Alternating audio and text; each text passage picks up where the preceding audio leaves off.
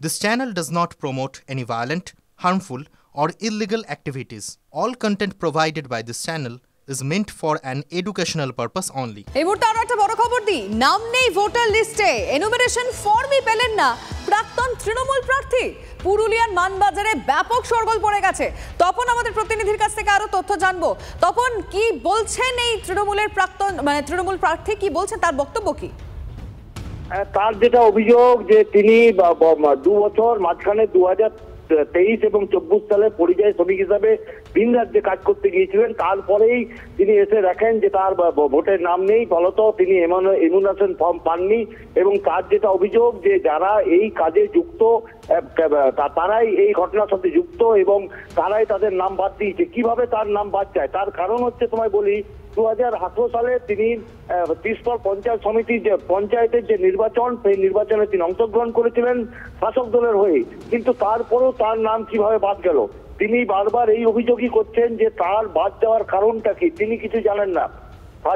এই বুথের যে বিএলও তিনি বলেন যে তিনি নতুন, ফলত তার পক্ষে এই কেন নাম বাদ গেছে তিনি জানেন না।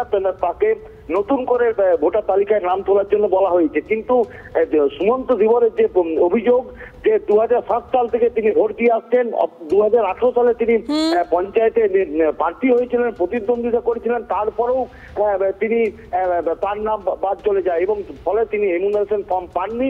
এবং তার অভিযোগ যে এই প্রশাসনের সঙ্গে এই বিএলওর বা নাম তোলা বা বিয়োজনের ক্ষেত্রে যারা যুক্ত তাদের বিরুদ্ধে তিনি অভিযোগ করেন। ধন্যবাদ। ভোট দিয়ে যাচ্ছিলাম, হঠাৎ দেখি 2025 সালে আমার লিস্টে নাম নেই, নতুন বিএলও এসছে এবছর। তো ওকে বললাম, ও যে আমার কাছে ফর্ম আসেনি, আমি দিতে পারবো না। আমি কেন? বলছি না, আমার তোর নাম নেই। ওই কেন নাম নেই? বলছি তোর নাম আমি বলতে পারবো না, কি হয়েছে?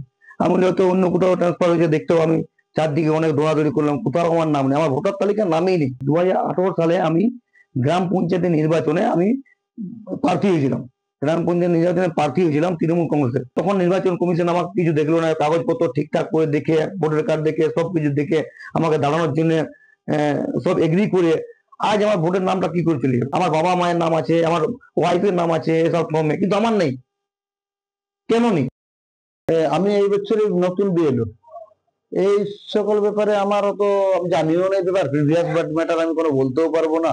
সবাই উনি যে কোনো সময় 6 নম্বর ফর্ম ফিল আপ করে নতুন নাম তুলে নিতে পারেন। একটা বেঁচে থাকা ভোটারের নাম বাদ গেল কি করে, তার জবাব বিআরওকে দিতে হবে। যদি অন্য কোনো জায়গায় তার নাম তোলা হয়েছে তাহলে তার নাম বাদ যাওয়ার কারণ বলতে হবে এবং তার নাম ভোটার লিস্টে তোলার ব্যবস্থা করতে হবে। এসআইআর এর মাঝ পর্বে নির্বাচন কমিশনের তুমুল তৎপরতা। খসড়া তালিকা প্রকাশের আগে ফাঁক রাখতে চায় না কমিশন। আজকে দিনভর বৈঠক রয়েছে সিইও দফতরে। সকালেই সিইও দফতরে আসছেন স্পেশাল অবজারভার সুব্রত গুপ্ত, আসছেন রোল অবজারভাররাও।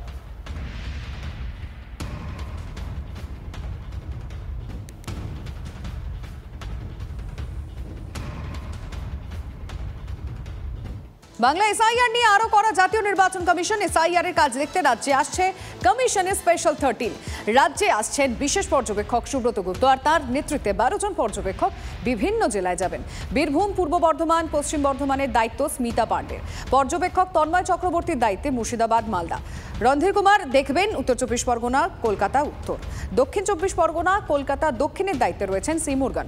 আর অর্জুন যাবেন কোচবিহার, আলিপুরদুয়ারে, জলপাইগুড়িতেও থাকবেন। নীলম মিনা পূর্ব মেদিনীপুর, পশ্চিম মেদিনীপুর, ঝাড়গ্রামের দায়িত্বে। অশ্বিনী যাদব যাবেন উত্তর দিনাজপুর, দক্ষিণ দিনাজপুর। নিরঞ্জন কুমারের দায়িত্বে রয়েছে দার্জিলিং, কালিম্পং। দেবপ্রসাদ কারণম দেখবেন পুরুলিয়া, বাঁকুড়া। নদিয়ার দায়িত্বে পর্যবেক্ষক রচনা ভগত। বিশ্বনাথ যাবেন হুগলিতে। তাদের কাজ হবে জেলা স্তরে ডিইও অর্থাৎ জেলা শাসক এবং ইআরওদের কাজ পর্যালোচনা করা, কোথাও ভুল হলে ধরিয়ে দেওয়া এবং এসআইআর এর প্রতিটি ধাপ যেন কমিশনের নির্দেশ মতো হয় তা নিশ্চিত করা।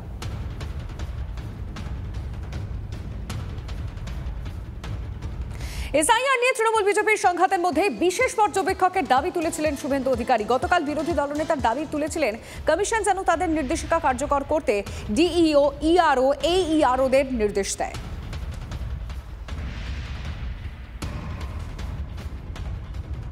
একদিকে এসআইআর এর বিরোধ করছেন, অন্যদিকে 10 জন এমপিকে পাঠিয়ে দিয়েছেন জ্ঞানেশ কুমারজির কাছে পা ধরার জন্য। ইলেকশন কমিশন অবিলম্বে স্পেশাল অবজারভার নিয়োগ করুন election commission directly DO ERO এইআরওদেরকে ভার্চুয়াল অ্যাকচুয়াল যেভাবেই হোক নির্দেশনামা নামান। বৈঠকের দিকে তো নজর থাকবেই। স্পেশাল 13 রাজ্যে আসছে, স্পেশাল অবজারভার রয়েছেন এবং তার আন্ডারে রয়েছেন 12 জন। তারা জেলায় জেলায় যাবে এবং প্রত্যেককে নির্দিষ্ট করে জেলা ভাগ করে দেওয়া হয়েছে। মোস্ট ওয়েলকাম যে অফিসারদেরকে দিয়েছে, এই অফিসারদের মমতা ব্যানার্জি কাজ করতে দেয়নি। এরা যোগ্য আইএস, এদেরকে সরিয়ে রাখা হয়েছে। সঞ্জয় মিত্র, সুব্রত গুপ্তর মতো আধিকারিকদেরকে দিল্লিতে আপনার যেতে বাধ্য করা হয়েছে। ইমিডিয়েট ব্লক অফিসগুলোতে, বিডিও অফিসগুলোতে যাওয়া উচিত আমার সাজেশন এবং অনুরোধ। সেখানে বিএলওদের ডেকে বিডিওরা আইপ্যাককে রেখে তাদের কাছ থেকে জোর করে ওটিপি নিয়ে মৃত ভোটারের নাম তুলছে, ফেক ভোটারের নাম তুলছে, বাংলাদেশি অবৈধ অনুপ্রবেশকারী মুসলিমদের নাম রেখে দিচ্ছে।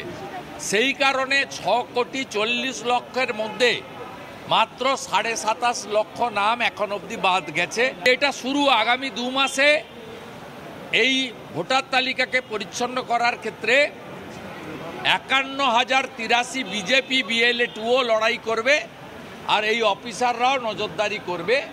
Hope for the best. আলাদা করে দেখার কিছু নেই। নির্বাচন কমিশন বিজেপির দালাল ছিল, আছে, আগামী দিনেও থাকবে। নির্বাচন কমিশনের মালিক বঙ্গ বিজেপি, তারা ঘোষণা করেছিল যে 1 কোটি নাম বাদ দিতে হবে, কিন্তু বাস্তবে দেখা যাচ্ছে নির্বাচন কমিশনের সূত্র বলছে যে 27 লক্ষের কাছাকাছি নাম এখনো পর্যন্ত বাদ গেছে। অর্থাৎ বিজেপির দেওয়া লক্ষ্যমাত্রার ধারে কাছেও তারা পৌঁছতে পারে। ওনারা পছন্দ মতো জেলা ঠিক করে দিচ্ছেন যে নির্বাচন কমিশনকে কোথায় কোথায় যেতে হবে। আমরা বিরোধীরা যে অভিযোগ করছিলাম যে নির্বাচন কমিশন হচ্ছে আসলে রোবটে চলা পুতুল, যে রোবটের আসল রিমোট কন্ট্রোলটা রয়েছে ভারতীয় জনতা পার্টির হাতে। আবারও এসে গেল TV9 বাংলা ঘরের বায়োস্কোপ অ্যাওয়ার্ড। সেরা বাছাইয়ে শামিল আপনিও। বাংলা সিরিয়ালে প্রধান চরিত্রে আপনার পছন্দের সেরা মহিলা অভিনেতাকে?